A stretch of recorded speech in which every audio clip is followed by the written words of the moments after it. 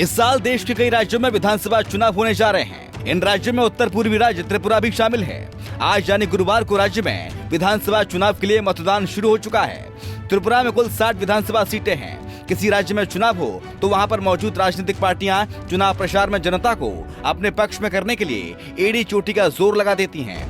त्रिपुरा में भी कुछ ऐसा ही देखने को मिल रहा है। बीजेपी इस चुनाव प्रचार में बढ़ चढ़कर हिस्सा ले रही है और राज्य में सरकार बनने पर जनता से किए गए वादों को पूरा करने की बात कह रही है। प्रधानमंत्री नरेंद्र मोदी, अमित शाह के साथ बीजेपी के कई बड़े नेता त्रिपुरा में जनता के साथ बातचीत की और चुनाव प्रचार में कोई भी कमी नहीं छोड़ी। वहीं अगर दूसरी ओर विपक्ष में कांग्रेस पार्टी की बात की जाए तो उनके बड़े नेता इस समय पूरी तरह से त्रिपुरा में चुनाव प्रचार में नहीं दिखे। कांग्रेस के पूर्व अध्यक्ष और मौजूदा वायनाड सांसद राहुल गांधी भी त्रिपुरा में चुनाव प्रचार के दौरान नहीं दिखे। वो बुधवार को कश्मीर के गुलमर्ग में स्काइकिंग करते नजर आए।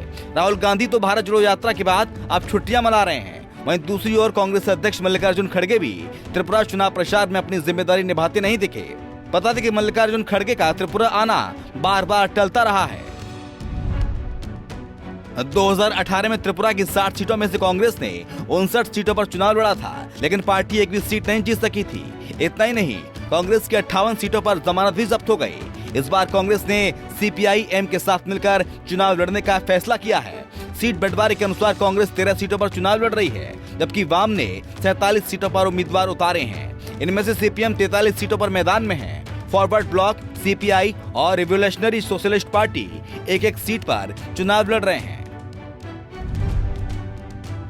मंगलवार को ही त्रिपुरा में चुनाव प्रचार अभियान थम गया था। इस चुनाव से केवल राहुल ही नहीं, बल्कि मल्लिकार्जुन खड़गे और प्रियंका गांधी वाड्रा भी गैर हाजिर रहे। खबर है कि पार्टी के तीनों ही बड़े नेताओं ने कोई भी कार्यक्रम में हिस्सा नहीं लिया। कहा जा रहा है कि कांग्रेस की त्रिपुरा इकाई ने प्रचार के लिए खड़गे, पूर्वोत्तर राज्यों के वरिष्ठ नेताओं, कन्हैया कुमार जैसे नेताओं से संपर्क साधा था, लेकिन कोई भी नहीं पहुंचा। राहुल गांधी का गुलमर्ग दौरा बुधवार को शुरू हुआ था। वे गुरुवार को भी यहीं रहेंगे। उन्होंने यहाँ पहुंचकर स्कीइंग का लुत्फ उठाया, साथ ही प्रसिद्ध गोकोंडा केबल कार की सवारी भी की।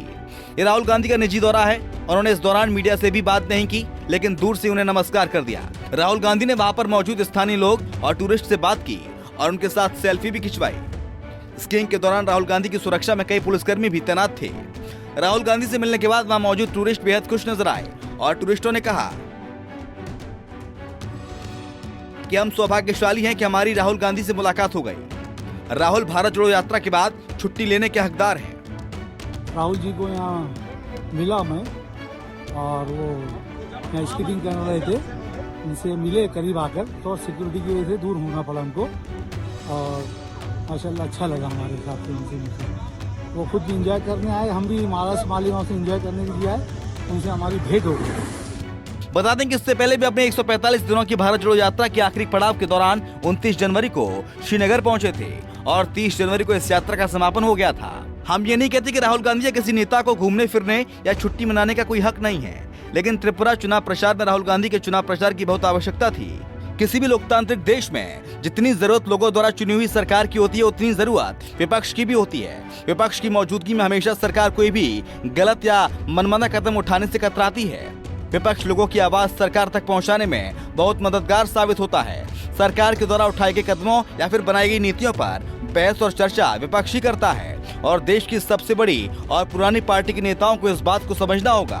अगर ऐसा ही चलता रहा तो आने वाले समय में ये दुनिया का सबसे बड़ा लोकतंत्र राजनीति के लिहाज से खतरे में पड़ सकता है। आपका राहुल गांधी और कांग्रेस के बड़े नेताओं द्वारा त्रिपुरा में चुनाव प्रचार न करने पर क्या कहना है, हमें कमेंट सेक्शन में जरूर बताएं। Bureau report, Punjab Kesari TV. हमसे जुड़े रहने के लिए हमारे YouTube चैनल को सब्सक्राइब करें और नई वीडियो की नोटिफिकेशन के लिए बेल आइकॉन को दबाएं।